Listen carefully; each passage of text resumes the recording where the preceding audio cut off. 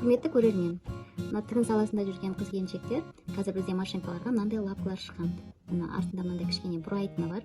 Осымен қаттырек бұрап отырсаңыздар, кез келген маталарыңызды өзі жаңа бүрме қылып жинап тігіп шыға береді. Қазір мен сіздерге қысқаша көрсетіп жіберемін. Мен машинканың өзінің лапкасын алып тастаймын және орнына мына лапканы қоятын боламын. Енді дайындап алған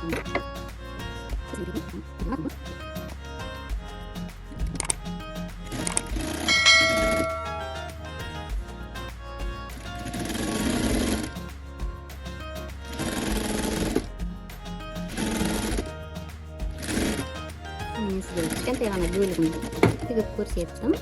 Енді мынаны қараңыздар. Өзі астына керекті бүрмесін жасап кете береді. Қаттырек қыссаңыздар бүрмесін жиірек қылады, одан төменірек қыссаңыздар бүрмесін әзірек қылады.